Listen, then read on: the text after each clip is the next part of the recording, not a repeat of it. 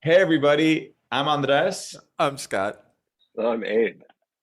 and this is Between Two Stands, a podcast about classical musician. No, that's not right. Oh, I need to oh, write we're this keeping What do this you one. We're Yeah. keeping this one. This is beautiful.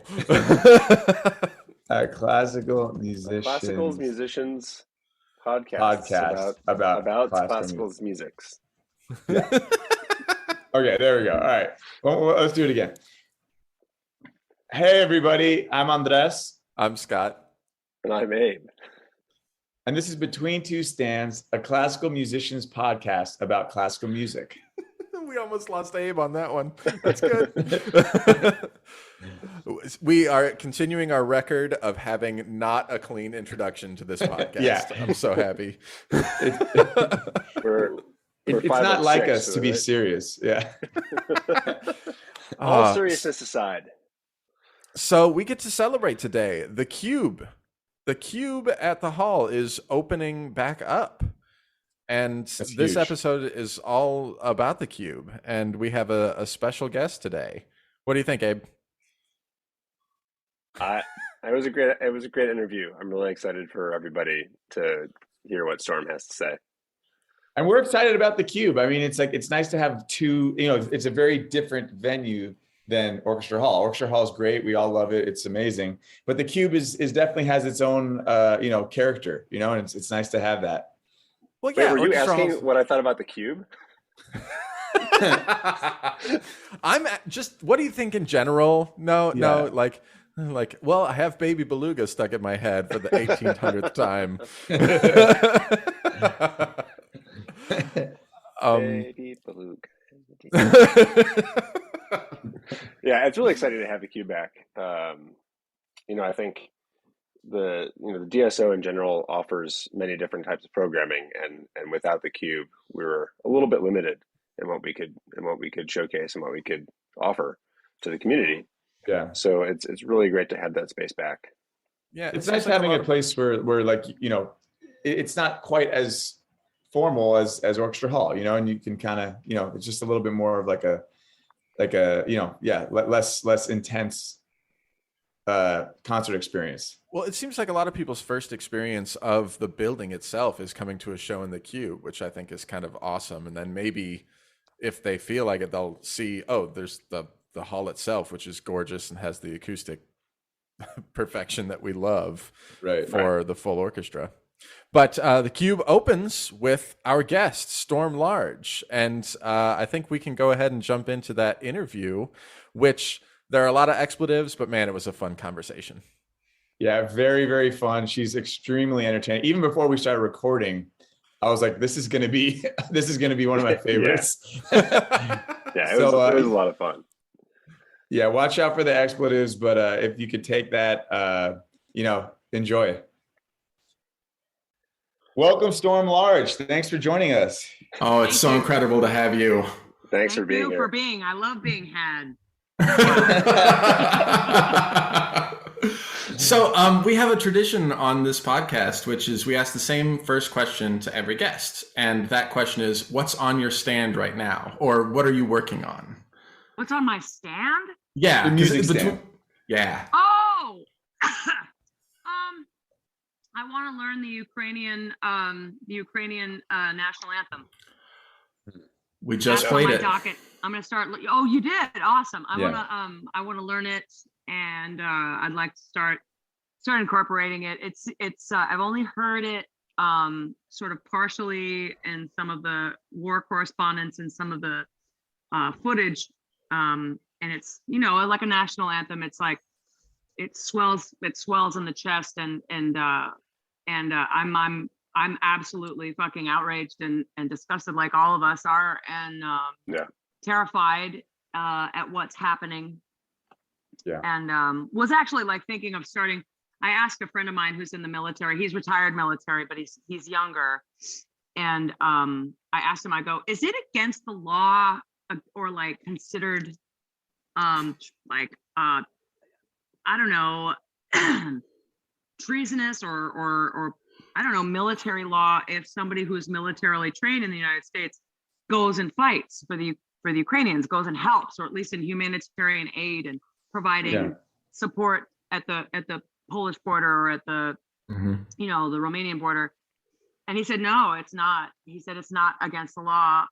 If they're on active duty, they can't leave. But he's like, if they're militarily trained, because I want to start like an underground railroad for ass kickers to like fly. I want to fly them over there and, wow. I mean, I'm too old and tired and like untrained. And I used to be very violent when I was young. But now I'm like, oh, I don't think I could kill anybody, but now I don't think I could now. When you were 13 though, when you were 13. I was a ball crusher. I was like, ah! I'm still angry, but now I'm just like, I express it in different ways. So with the Ukrainian anthem, like how often do you find yourself wanting to use your platform, say these kinds of messages? Because I feel like that, an orchestra, the ship turns very slowly, but with you might have more freedom to do that. Do you find that this type of issue, well, maybe not this type, but certain things come up more often for you, or is it just like when it strikes hard? Well, I've always been, I've always been an independent artist. I've never been signed. I've only in the last 7 years or 8 years of my career, out of my 30-year career, I've had management. And obviously I've done commercial things like television, but I'm basically feral and on my own, and I can do whatever the fuck I want. I can offend anybody. I can get canceled in any culture. But I do what whatever speaks to my conscience. So ever since I started, and this is also advice I give to young artists, young musicians and performers who are starting out. They're like, well, how do I make a name for myself? And I was like, well, when you're starting out, you're going to be broke. And that's fine. That's totally normal. You're going to be broke for a long time. You do it because you love it. But the best thing to do is to get involved in charities, because people who go to charity events have money and it's a built-in audience. You'll be doing a lot of stuff for free, but there's always food. So bring Tupperware. And they don't eat the chicken, they don't eat all of it. You like go and make friends with the kitchen, make friends with caterers, and you're always going to have food and wine. But also you get involved with people who are part of the solution. I mean, the news, especially, we know now we've been like locked up, and the only source of information from the outside has been whatever our choice of news source. And it's like always the bleeding is the leading and the worst case scenario and the lowest common denominator and the most terrible people, the most awful news. We're like, oh, can you fucking believe these people? They are so corrupt. And oh, can you believe these people? They actually eat babies, and we don't know if they're fucking them first. It's always extremes. It's extremes. Yeah. Think of the babies. Don't think of the babies. Right. So it's like, so we've been terrified by the news, but for every shitheel that is out there making a mess for the rest of us, there, I believe, are a multitude of people working on behalf of what is good and trying to make things better. And they don't get the headlines, but you get to know them on the ground when you're doing these charitable events and when you get involved in different issues. So I've always basically, in short, I've always been involved in political activism and LGBTQ and reproductive rights and human rights. And I'm mouthy and probably will get murdered one day, but that's cool. I probably deserve it. We love that about you, like you speak your mind, and that's awesome, and honestly, like I share, like we've talked about this. We played our national anthem, and to an empty hall, I think in the beginning when we first came back, and like, normally we just kind of play that on autopilot, but that had a lot of meaning to it at that time. And, today we played the Ukrainian anthem, and that had a lot of meaning to it at this time. And, that can be very meaningful, especially in times of strife, so that's really cool. And music transcends. Music is like, it's one of them. It's probably the most manipulative art forms out there, because there is a science to your emotional response to that's sort of the science of an anthem, is to fill you with sort of like, yes, I can. Yes, I love this country. Yes, I'm going to fight for you. I'm going to die for you. And that's at sporting events and big events like that. You know, it's supposed to raise the blood and make you, yes. And so it's manipulative though, you know, but effective. And so let's manipulate people into doing the right thing. Yeah. Amen. Yeah, it's going to be used. You mentioned doing these benefits and being broke and everything else. And my next question was like about how did you get started? Like, was that the path that you took? I mean, being an orchestral musician, there's the conservatory route, or, you know, just practice a lot and get really good, audition, and then you're in the orchestra, but it's just so different. So what was yours? I am an untrained singer. I taught myself to sing by imitating sounds, imitating things that I heard. I started with like animal noises, bird noises, accents, things I heard, jingles on the TV. I could recite lines from like Mel Brooks movies and you know, Monty Python skits and stuff. And then it would also be. What do you mean you're untrained? That's like the best training there is. Well, that's it's like my own style. But I mean, a lot of people actually, a lot of people have taught themselves to sing that way.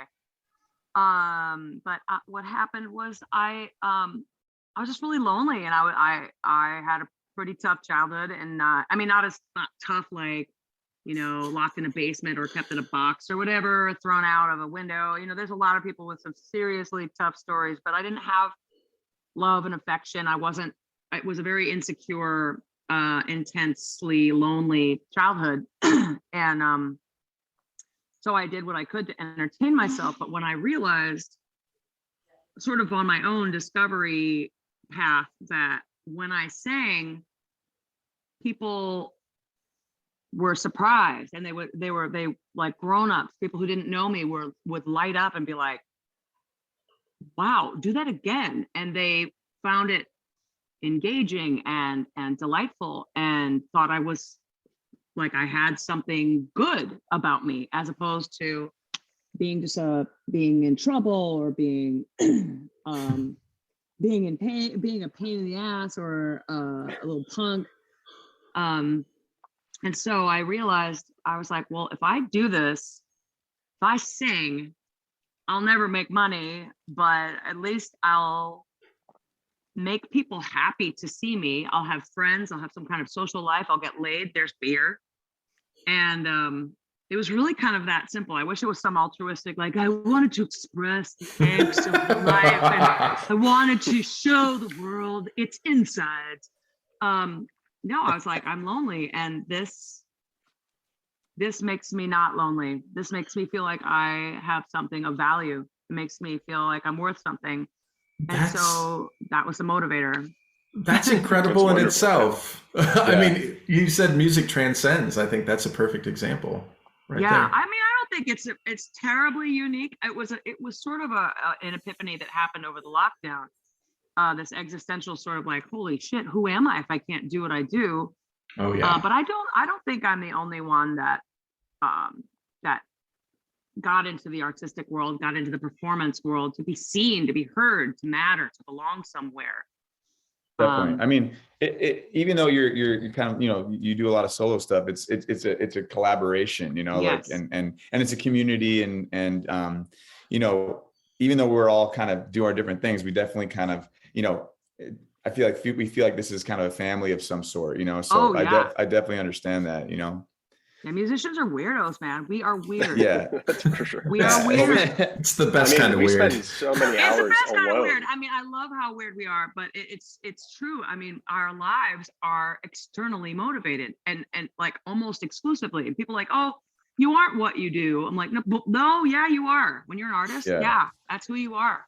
And I feel like, you know, these guys can attest that, you know, a lot of our, you know, colleagues, and myself included, you know, when we're not doing music, if we do something else, we kind of have that same intensity when we do something else. And actually, do you have any like thing, you know, outside, anything outside of music that you do with that same passion? I cook. Ooh. Yeah, Oh, I cook. nice. I'm not a trained chef, but I'm really fucking good. I don't bake. I don't bake because I don't I don't really eat sweets. Mhm. But I was going to quit music to become a chef, and I moved to Portland, Oregon, where I live now, to go to the Culinary Institute here, the Cordon Bleu Institute, and it's a very expensive school, so Right. I ended up working a couple jobs so I could pay for it, and then ultimately got back into performing and playing music again, and realized that because at the time it was after September 11th, 2001, I was like, this pursuit of being a musician is vapid, it's shallow, it's not doing anybody any good. And also at that time I was living in San Francisco, and it was all about you need a hit song, you need to lose weight, you need to lie about your age, you need to sing nice songs, you got to stop swearing and talk about sex so much, blah, blah, blah, blah, blah. Basically you'll be successful if you aren't basically who you are right now. You are, yeah.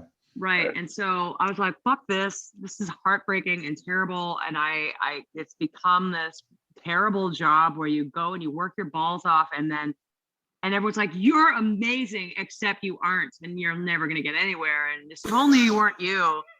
So it's just like this endless. I mean, rejection is part of it, but Yeah. it was really. How did you get through that? Like, how did you? Because like I think we've all kind of had that moment where I always liken it to like you're kind of a pilot and you're in fog and you don't know if you're going up, down, left, or right. You're like, am I going to crash in a mountain? Like, how do you kind of persevere that doubtful stage?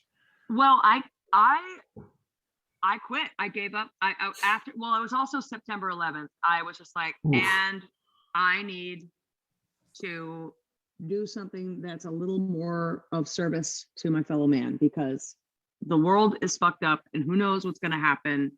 If I'm going to die in some terrible, stupid thing that has nothing to do with me, I want to die at least having done something worthwhile and of service to, be like those people we were talking about earlier, the people who are working behind the scenes to actually do something good. So I moved to Portland. I was going to become a chef, kind of like what Jose Andres is doing now with World Kitchen. I was going to do something local like that and do, like a Meals on Wheels, but more healthy, and teach like teen moms how to use food stamps to find healthy meals and stuff. I was going to do that. And I still might do that one day. But when I started performing again, I didn't sing for like 8 months. It really just was 8 months. And so much, it was June 2002 so when I started again. And the joy that happened again when I just sang for fun, when I sang to help, I was doing a friend a favor, the joy and the positive feedback loop that occurred. I was like, okay, so this can be service. This can be my service, because I can raise money. I can get people excited. I can make people happy. I can make you forget, make you remember. So this is obviously what I'm best at. I'm going to stick with this until blood trickles out of my mouth and I can't anymore. So it's kind of like when kids are like what you said, they're like, well, how did you persevere through all the rejection, all the stuff? It's like, because I am a shitty liar and I can't pretend to be anybody else. God knows it. I was dangled so many promised money and fame and ease and comfort of life if I could just be someone else. And I can't do it. I can't. I would have if I could have, but I can't. I'm a shitty liar, and so I say, you do it because that's who you are. You do it because that's all you can do. That's all you know to do. You do it because it's right and it's authentic. Did you have that comes through in your music too? Yeah, I mean, did you have anybody? You mentioned earlier that you, when you're talking to young artists, I mean, did you have a mentor, or do you have any mentees that you're working with now that you can help them get through similar things? Well, I've started. I've been doing a sort of a storytelling writers. It's in its infancy, but some friends and I, like the artistic the director at Hancher in Iowa City, put me in touch with a woman who does the Iowa Youth Writing Project. And so what I did was I combined that with a show I did at the Hancher Auditorium, and it was around Christmas time. So I said, it was like youth writers, undergrads and high school kids. So I had them write something. Anyway, it was life-changing. I had them perform it and tell their stories on stage. And what it does is it makes this obvious, because I mean, you guys know there's education programs in every kind of performing arts center in America, and they have, you know, an education wing, and they want kids to get involved. And who's the future artist? I've never seen any future artists. I hear about them. I hear about these people going, I love arts education and I've given blah, blah, blah, so much money, but I never see the kids actually doing anything. So I started to work around the country, putting together performing arts centers and writing workshops and musicians, and put them together and just be like, this is the future. And you guys need to stop being beholden. The performing arts centers need to stop being basically on the dole, being beholden to these old donors and sponsors who insist on this very limited view of what art should be, and start incorporating the future, because there's going to be a future. There's going to be a future art. There's going to be a new, you know, there's going to be a new Kendrick Lamar. There's going to be a new Lady Gaga. There's going to be, you know, there's going to be new everything, and we have to foster it. We can talk about it in the abstract all we want. It won't happen if we don't actually marry the two. And so I've started doing that, and I don't know if I'd consider myself a mentor so much. I'm like, I've never really considered myself a good influence. I'm more of a really good cautionary tale, but I am a loudmouth, and I get a lot of attention, and I can get people excited about things that are obvious to me. And I want to do that in Detroit too, because I know you guys got a bunch of really awesome writers and really great artists that we could put together and make an amazing show, and start a relationship between schools and the performing arts centers and writing programs, and foster our own writing and music programs. Oh, that would be incredible. We'll have Well, to. why don't you just leave Portland, move here, and let's you know, get it started, you know? Don't tempt me. I love Detroit. I really do. I don't know. I can handle your winters, man. Your winters are. Neither can we. Yeah, it's no joke. I know this is a podcast, so you can't see anything, but like that's snow right now. So yeah, it snowed. It's not so much the snow. It's just the wind, man. It's like crazy fucking people like in Michigan, Minnesota, and Wisconsin, and they're like, oh, this is great. Oh, I love this. This burnt my skin off. It's so cool. Perfect. Yeah. Let's make a city. Let's live here. Yeah. I'm so surprised that people made a city here and like decided to just settle here. You know, it's like, yeah, this is good. This is good. It was summer when they came. That's true. That's true. Yeah. And built that city quick. Yeah, exactly. So there's a weird thing. Comedians in Cars, the Jerry Seinfeld show, he does this thing that I love where he's like, do you have any questions for me? And the guest is always just starts laughing. But like, are there any questions that you would have for orchestral musicians? Like just seeing it from a different viewpoint? Yes, I do actually. How do you guys feel when, like, my band and I have done a lot of orchestral shows now where we go and perform with a symphony, and we do the thing where we rehearse all day and then do the show. And every now and then there's a few orchestral players who will just like plug their ears, and they'll want plexiglass around everything. And But in general, I know which ones you're talking about. No. but you know, some orchestras are just like, oh my God, Storm's coming, because they know it's going to be a fun show, and that I take the job really seriously. I'm going to do a good show, but I don't take myself very seriously. And I'm not like the first couple times I'd go to a symphony, man, not you guys. You guys were amazing. Right. I was there with Leonard Slatkin, and that was my first time, and it was absolutely amazing. This is Seven Deadly Sins, right? Seven Deadly Sins. Right. Yeah, that was really memorable. That was awesome. That was so fun. That was memorable. It was super memorable, because it's like Leonard fucking Slatkin. I'm like, oh my God, I'm like a tourist in this world. What the hell? They're gonna think who's this imposter? Who's this punk? Like, slutty looking, foul mouth.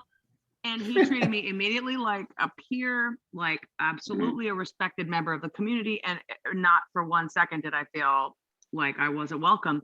But there have been a few orchestras that were like, first they acted like terrified of me. They would just be like, oh, is everything you need here? I mean, what else do you need? I'm like, did they know I've been arrested? Is that what's going on? Are they scared of me? And it's to make sure that the brown M&Ms are gone, right? Right. Well, they're just like, they think that, most times a soloist is kind of high maintenance, I guess. But then, you know, I'm curious to hear from you guys in general. What is the feeling when, like a rock and roll musician or a someone who isn't normally part of that world comes and joins forces with you? I think it probably depends on the person, you know, but I mean, personally, I mean, you know, it really depends on your, like, it's not like we don't have like it's not like a communal like thought of this, but like personally, I love when different artists, you know. You okay? You okay, Scott? Sorry. Yeah, I have my. Scott just lost consciousness for a second. Yeah, sorry, I lost my mind. But Scott also sounds like he's laughing at something specific that's not being said. No, always. Yeah. There are too many things flashing in my mind. Scott has a running dialogue in his mind at all times. But yeah, like I think that, you know, I think it's awesome. I mean, you know, we just played a concert last week with Wynton Marsalis and his band, and that was freaking awesome. It was like, you know, very different than what we normally play. I mean, he wrote music for us that, you know, was very much in the jazz style and not, you know, he didn't like make us do the classical and his band do the jazz. It was very much like both of us, you know, both groups kind of playing jazz and classical. And it was really one of the most memorable moments, you know, and I really love it. I mean, we were supposed to play Wu-Tang Clan next week, and I was so looking forward to that. I know. Unfortunately, it got canceled. For those of you that can't see this, Storm's face was just precious. Wait, they're not going to be there? I know. It was such a bummer. It was like, it was canceled 3 times. Yeah. Oh, you better wait, dude. This fucking bitch is coming. Don't be there. She's gonna fog up your face with so many words all at once. Why? Why did Wu-Tang stay? Why is it off? Why it got I think it was a canceled? scheduling issue. Yeah, terrible excuse. But anyway, it just stuff like that would have been so cool. We did a concert, you know, a few years ago with Nas. That was awesome. Nas, yeah. Oh yeah, I bet that was amazing. That was really cool. Oh. Yeah, I think it really depends. Like Andres said, it really does depend on, like, because it's not like I think generally it's not like we don't like playing those kinds of shows. It's just if it's not good, it's less enjoyable, right? And sometimes I can see how like programmers would be like, this'll get them in. Right. This'll float their skirts up, you know, whatever, you know. You know, because I get to a place and it's like Storm Larch, you know, everybody's so scared of you, but we rock over here. We rock over here, and we are not scared at all. But we just really want you to keep it PG-13. You just like the, you know. Right. Don't be you. Just be yourself. Just be yourself. Like all of us are ourselves, but just like super buttoned up and like not really talking about what we think. Right. But, So Storm, I've never met like a true like reality star. And so I a was true reality star? in my book so. you are. Yeah. So I was I'm just not curious. married, Like, though. I didn't get whored out to like some millionaire thing. So what you're saying is, where's my rose? Damn it! Where's I didn't my say rose? The Bachelor. I didn't say The Bachelor. I don't watch those. What? I like my nieces and young people in my life watch those, and I watched, what was it? It was like Love is Blind. Yes. That's rough. Those are rough. Those are rough. Yeah. And so keep not offending me. Yeah. Sorry. Well, I just kind of, it has nothing to do with music, to be honest. I just was like wanting to know like what the behind the scenes of that was. Like what were the kind of, like, was it a daily thing? Was it like a weekly thing? Like how reality is this reality? Well, I've done 2 reality shows. So wait, is America's Got Talent considered a reality show? I think so. Yeah, I think so. Really? Maybe not. Okay. I don't know. I don't know if a contest show is the either. same. It might be different. I don't know. I mean, the show I did in 2006 for CBS, I did Rockstar Supernova. That was a reality show because we all lived together like Big Brother, and every minute of every day was filmed. And but some behind the scenes for both shows, I had to sign a phone book of contracts that said you will not talk about the making of the sausage. I see. But you know, it's, let me just say that for my last round in front of a national audience, international, I mean a massive commercial audience, it was mutually beneficial for them to see that what would be best would be to return me to the wild where I belong. So big kudos. I don't have any regrets. It was a really wild, amazingly weird. It was surreal because it is so huge and it is so corporate. But you guys can imagine big, giant corporate anything, and making, not even making art or music, or, you know, making, say, Hostess pie products, or like, you know, making microchips, you know, any kind of giant corporate, huge conglomerate of a machine. And then you put artists in it. And that is a wild thing that I don't fit in very well. But that's a crazy like description of that, you know, like you don't think about that, you know, that you're just an artist like in this cog, but that's wild. It's the biggest show, I think, in the world. I think it's the biggest show in the world, and they are massive. And so I feel very fortunate that I was asked to be on the show at all, and that I got to do as much as I got to do, as weird and old as I am.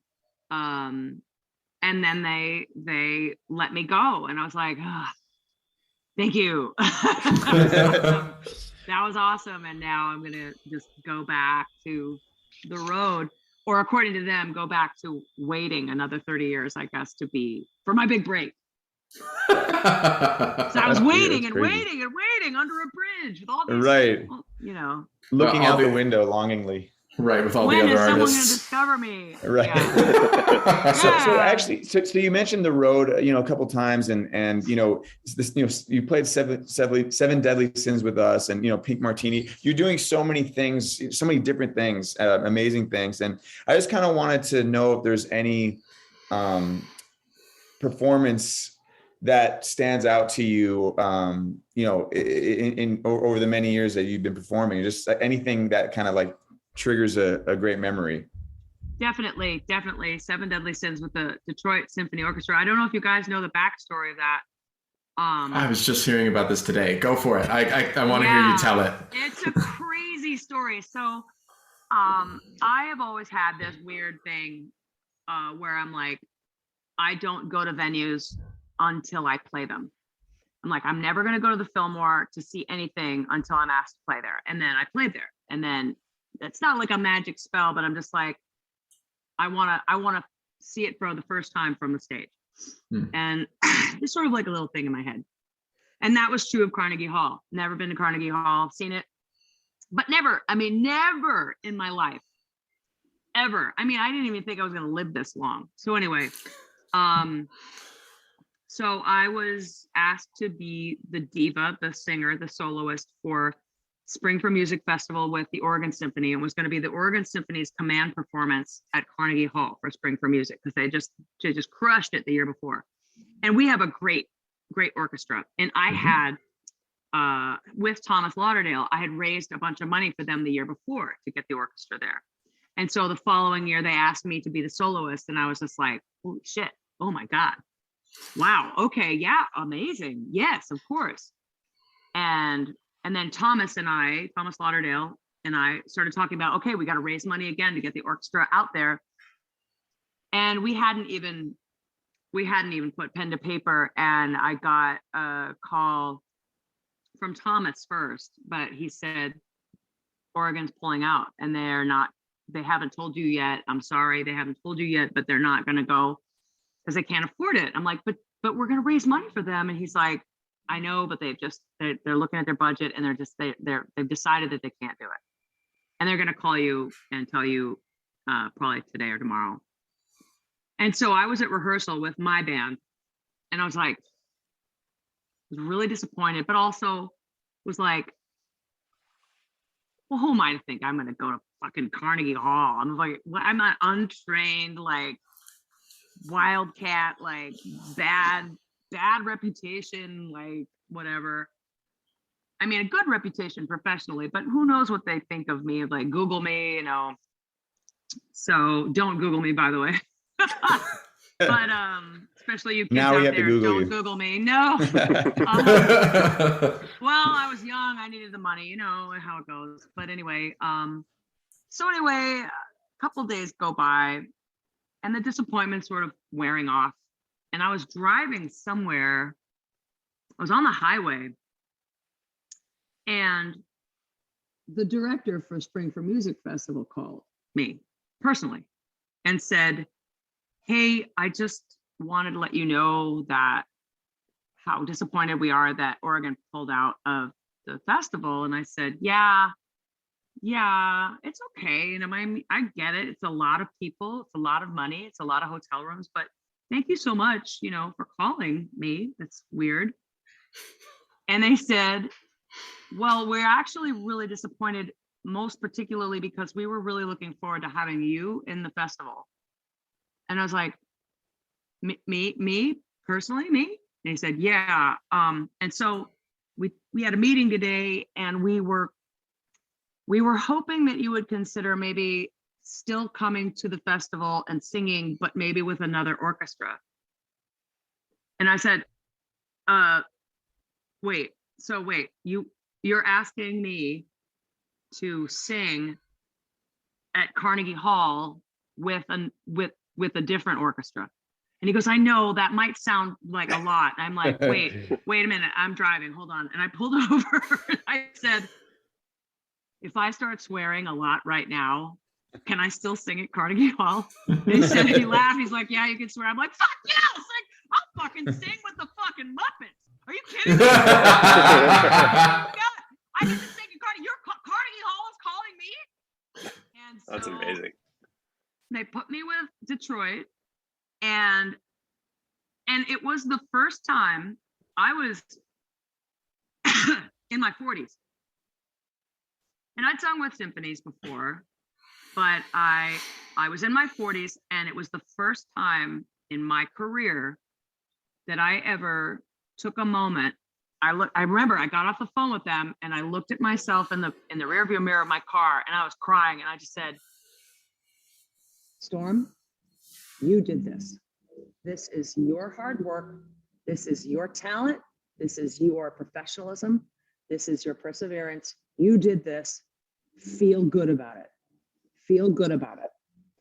And then the rest is history. My relationship with Leonard Slatkin, with Detroit, with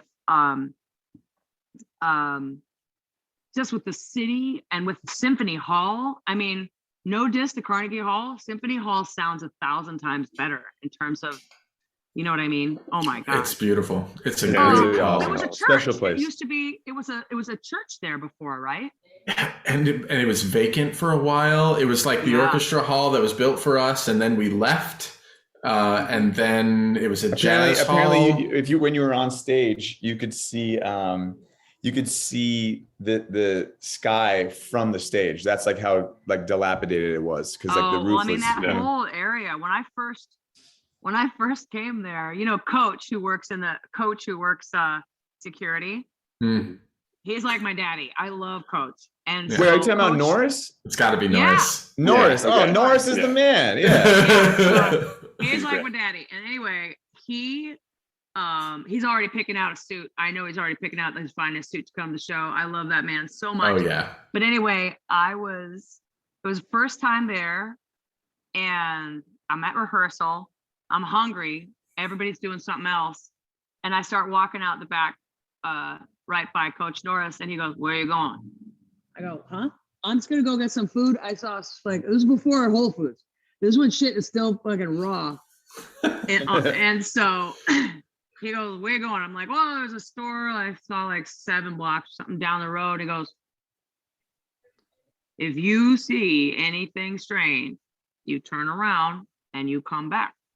I'm like, "Oh, come on, man. I'm fine. It's just a store. I'm just gonna go get some chips."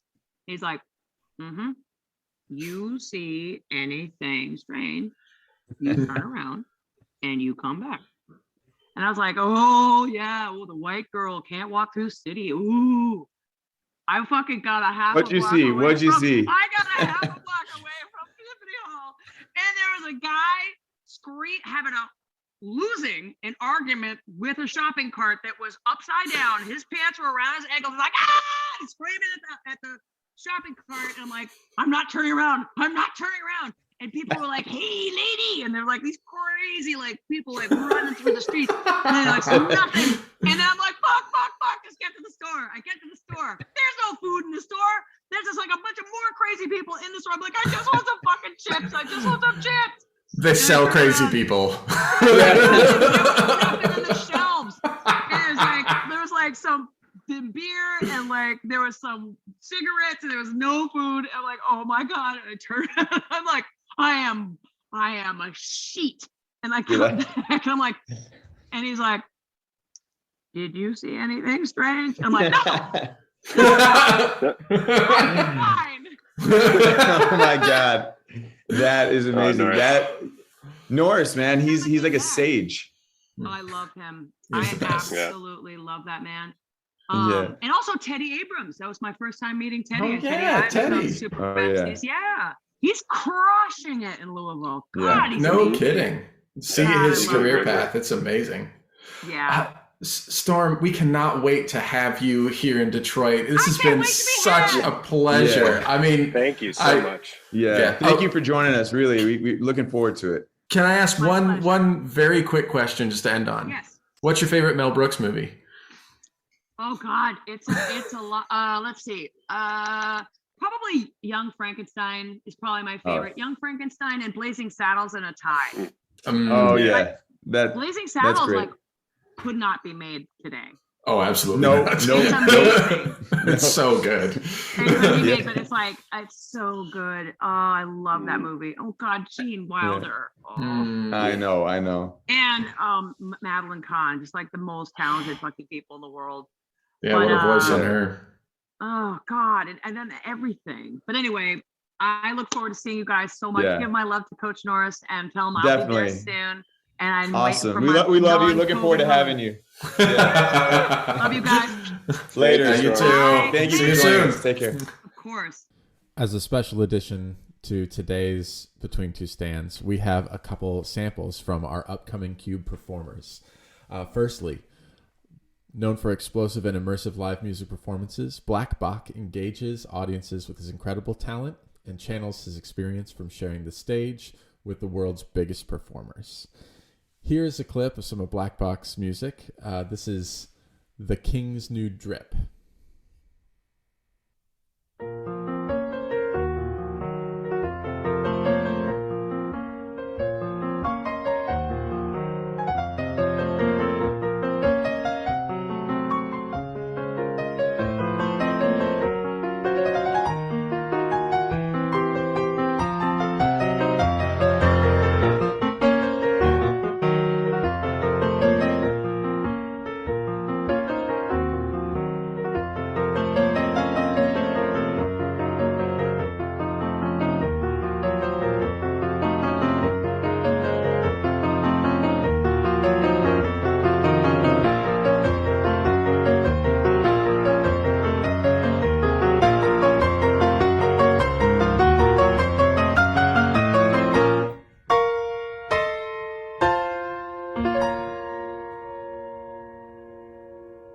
That was BLKBOK, and he will be in the Cube on March 25th at 8 p.m.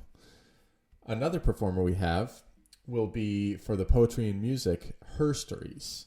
We have LaShaun Phoenix Moore, a Detroit-based vocalist, spoken word artist, activist, culture creator, and wife. Moore's interdisciplinary work is infused with her love for the city of Detroit, hip-hop, God, social justice, and her Black mama. She is currently working on her first memoir, exploring the complexities of the mother wound and how it is rooted in her immediate family. Moore is the coach of the youth performance troupe for Inside Out Library Arts. She is also the recipient of the 2020 and 2021 Creators of Culture Award by Culture Source. So recently, she performed for the DIA on their Black is Beautiful exhibition. And I'd just like you to hear this clip. Black is beautiful. Honey, God already wrote this poem, rolled up their sleeves, focused on the divine feminine, and sketched out its own image, and she looked like me. I said it. Fine and timeless like Grandessa models, all raw and naturally beautiful, celebrating every facet of themselves, of us. Our code-switching tongues and full supple lips, our wide-brimmed noses and curvaceous hips, our earthy hues just shining on the world. Auburn, bister, brick, and beige, cocoa, copper, have your way. God is a brown woman, just like me. And she birthed and mothered this whole world. See, there's a creator's pride dedicated to the sass in a Black woman's back. A whole psalm spins on repeat when she claps back at haters who spend millions to plump lips and boobs and booties that look like hers. We have so much to unlearn. A stolen people who can't seem to uncrack the whip of self-hate and disenfranchisement, but Braithwaite had a plan.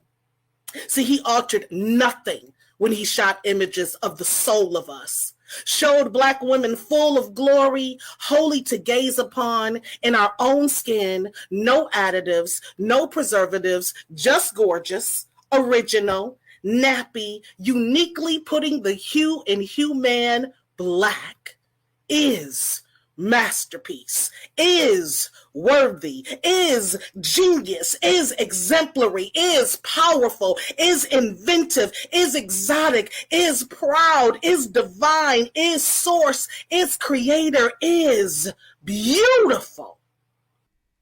That was LaShaun Phoenix Moore, and she will be in the Cube Saturday, March 26th at 8 p.m. Be there. For one last final treat, here is another little tidbit of Black Box music. This is November 7th.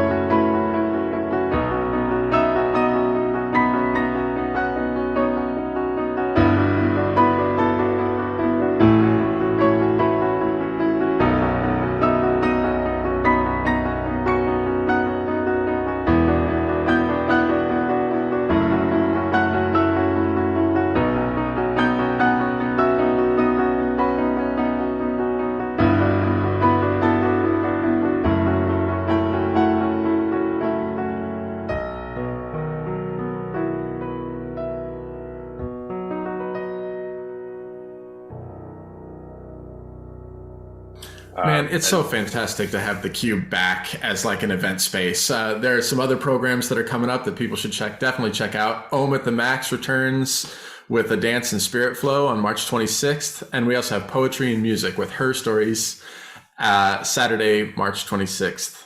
So check that out, dso.org, and hopefully we'll see you in the Cube. All right. Bye, everybody. Bye.